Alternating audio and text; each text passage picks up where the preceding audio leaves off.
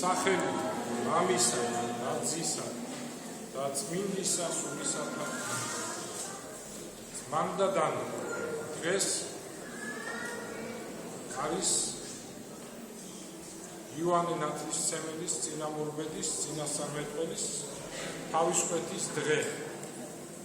ეს დღე არის ძიმე მართვა ყოველთვის და არის საოცარი დღე, საოცარი დღესასწაული შეიძლება ასე ვთქვა. ერთის მხრივ არის თითქოს და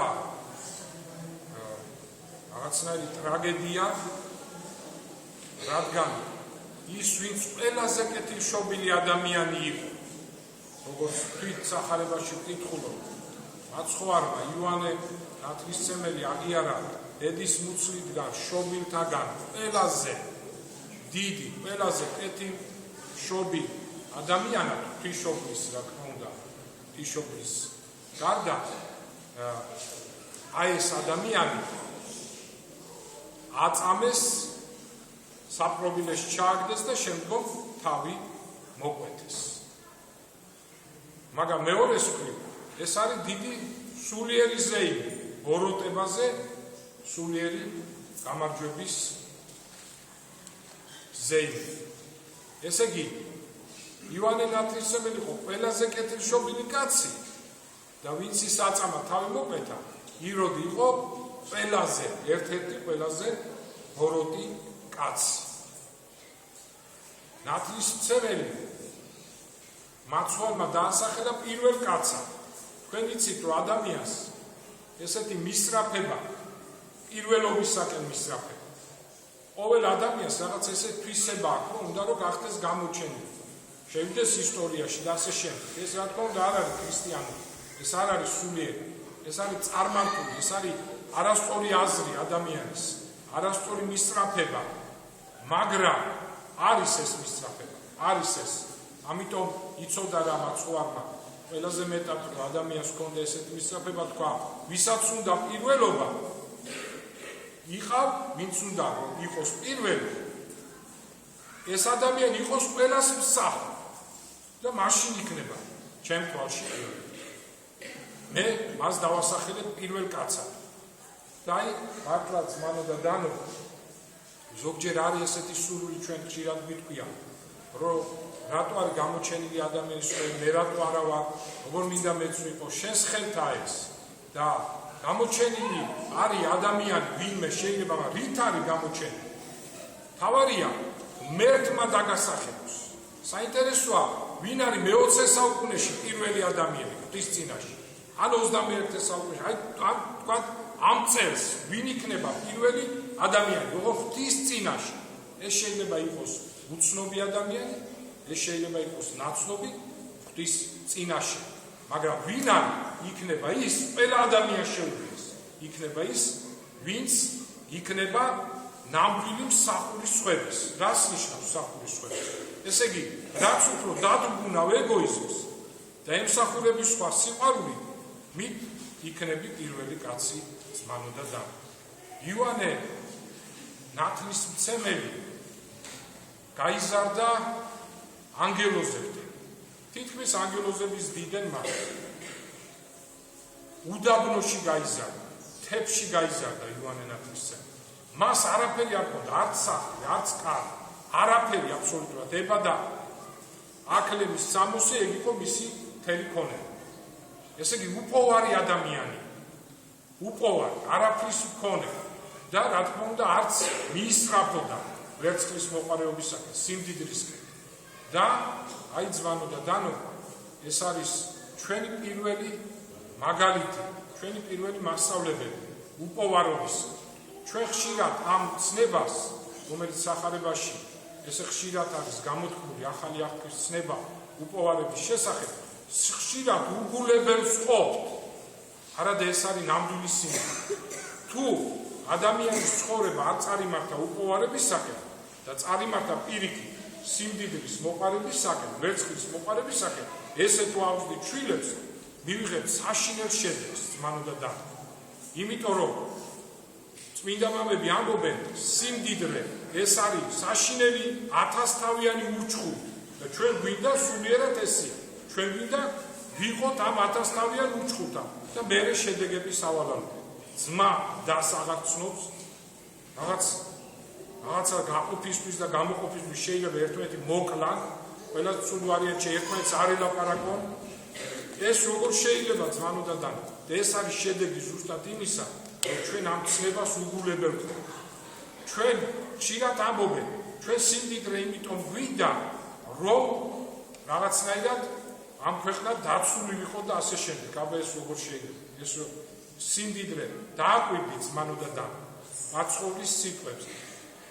როგორც ფრინველები ისე იყავთ, ისინი არ ცდესავენ, არაფერს არ ფიქრობენ არაფერზე და მამა ზეცათასა მათ აჭვევთ. ესე იგი, ჩვენ თავისუფალი უნდა ვიყოთ ძმანო და დანო. განა იმის, რომ პროფესია რაც გვაქვს, არ ვიმუშავ, თავისუფალი უნდა ვიყოთ ზედმეტი ზრუნვისგან, აი ამ მისწრაფებისკენ, სიმდიდრის მისწრაფებისკენ. და თუ დააკვირდებით, აი ძალიან დიდარი ხალხი ვინც არის, მათ აქვთ ძალიან დიდი გალავნები, 6 მეტრიანი გალავნები. აი ეს არის მაგათი შემოღობილი ადგილი მაგათი. მეტი არაფერი.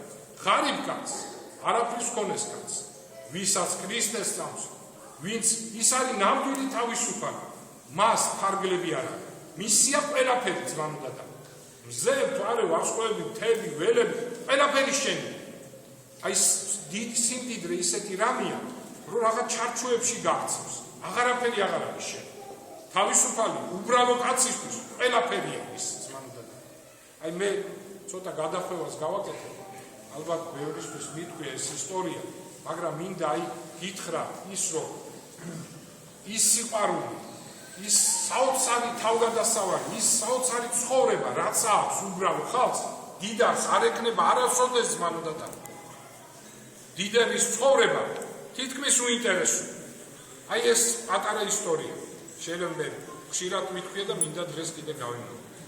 ერთხელ წამიყვანეს საზიარებლად მოხუცი კაცის, უკვე 90-მდე იყო, 85 თუ 6 და ცუდად იყო. მე რა თქმა უნდა ახსარება მივიღე ვაზიარე, მაგრამ პარალელურად მან მომიყვა ცხოვრება თავისი, საოცარი ცხოვრება, აი მოკლედ გეტყვი. დაახლოებით 30-იან წლებში, 35-36 წელი ახსენა.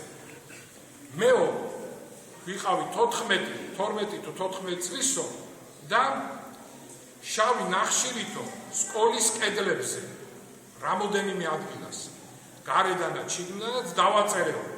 გაუმარჯოს, დამოუკიდებელ თავისუფალ საქართველოს. და მე ერთ-ერთ წარწერას კიდევ ესეც რო ვაკეთებდიო, ერთმა კაცმა დამინახავა ეთქვა სკოლაში მომუშაკე. და როგორც ეთქობა დამასმინა.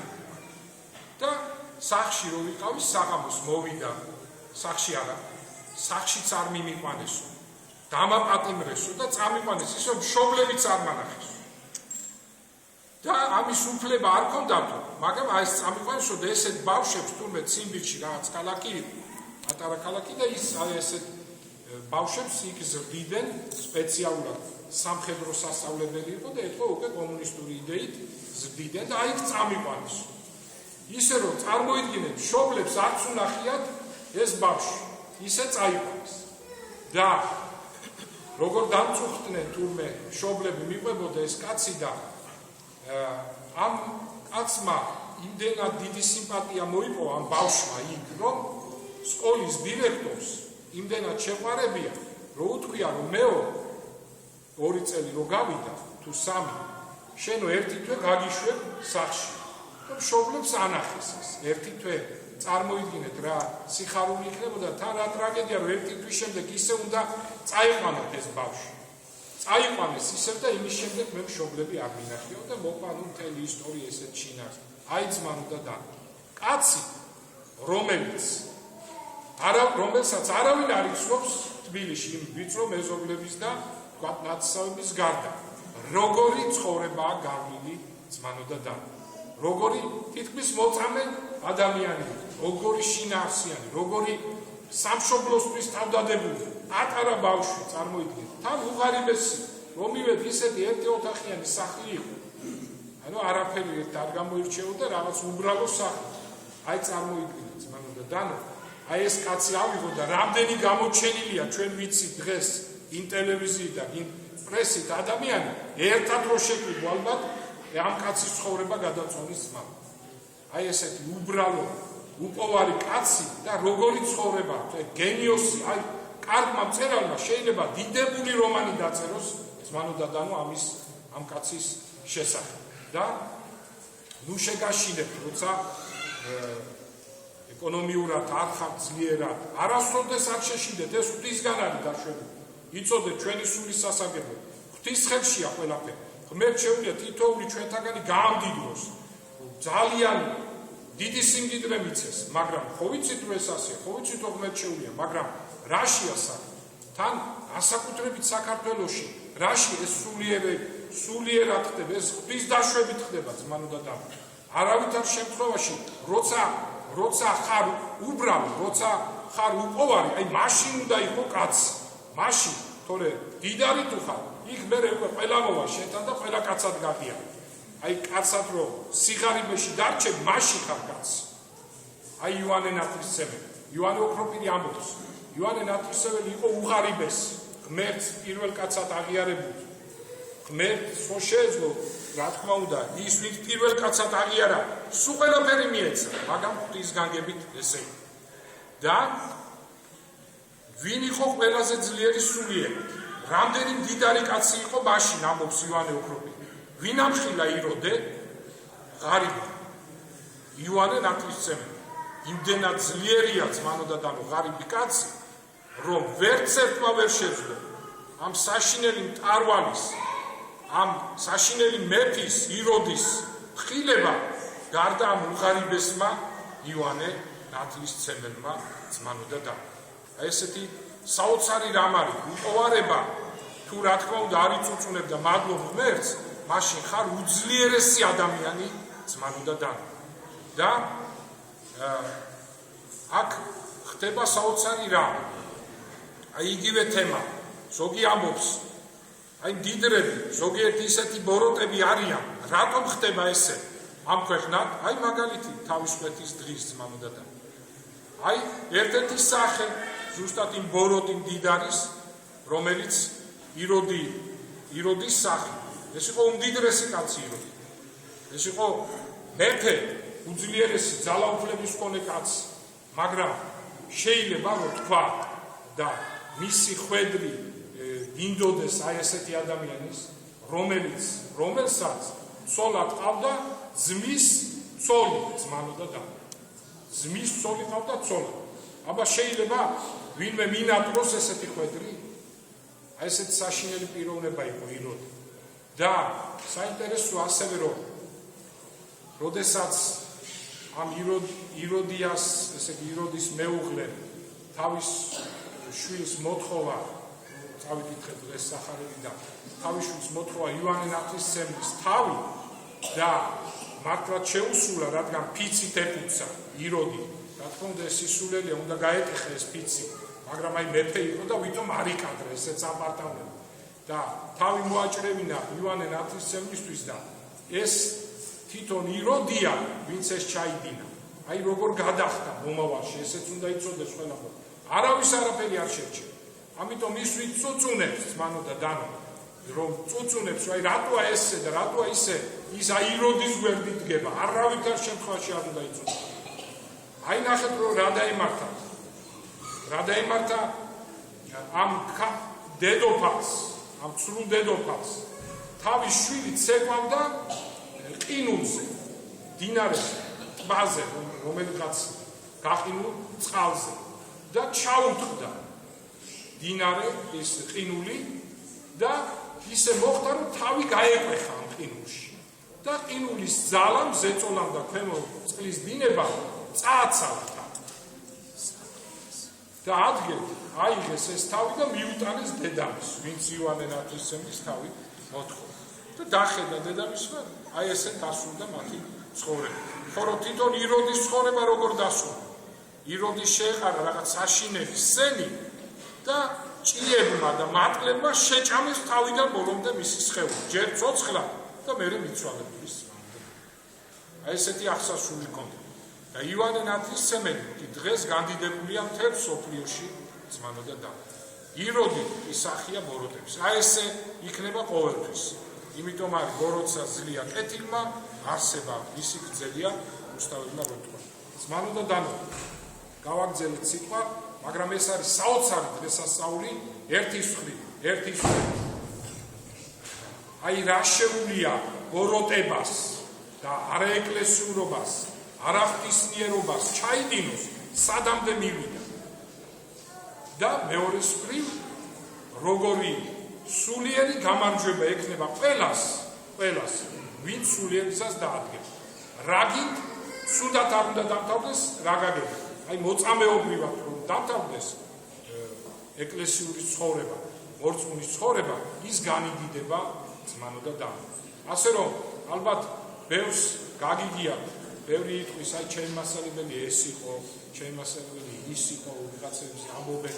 ძალიან კაი ახლა ყველა სფეროში არიან სპეციალისტები და ამაყობენ, მაგრამ ჩვენ ყველა ადამიანს აბსოლუტურად შეუძლია იამაყოს თუ ის ნამდვილად იცხოვრებს ქრისტიანად და თქვას, ჩვენი პირველი მასწავლებელი არის ივანე ნათლისმცემელი. რადგან ნათლისმცემელმა დაიწყო პირველად სინანულის გადაგება ძმანო და დანო. და ვართ ბედნიერი და ყოველთვის გვახსოვდეს, რომ ჩვენი პირველი მასწავლებელი არის ივანე ნათლისმცემელი და ივანე ნათლისმცემელი არა მარტო ამხელდა მაშინ იროდის, ივანე ნათლისმცემელი გვამხელს ჩვენ ყოველთვის დღეს. აი წარმოიდგინეთ, როდესაც რაიმე ცუდს ჩაიდე, გაიხსენე ივანე ნათლისმცემელი ძმანო და დანო, სიკვდილის შემდეგაც კი თავი რომ მოაჭრეს, თურმე ესეთი გადმოცემა ივანე ნათლისმცემლის თავი ამხელდა იროდის, იგივე სამი მოყვეთილი თავი. ასე რომ ცოდვას რომ ჩავიდე რაღაც საზღარს, ან თუ გინდა პატარას, თუ გინდა დიდს, ყოველთვის გავიხსენო, რომ ჩვენ წინ არის ივანე ნათლისმცემელი და გვამხნევებს და გვეუბნება და გვამხელს, რომ შენ ამას ჩადიხარ და ეს არ ეგების. ასე რომ ძმანო და დანო, ყოველთვის გავიხსენოთ და ვთქვათ, რომ ჩვენი პირველი მასწავლებელი არის ივანე ნათლისმცემელი. დაგლოცოთ.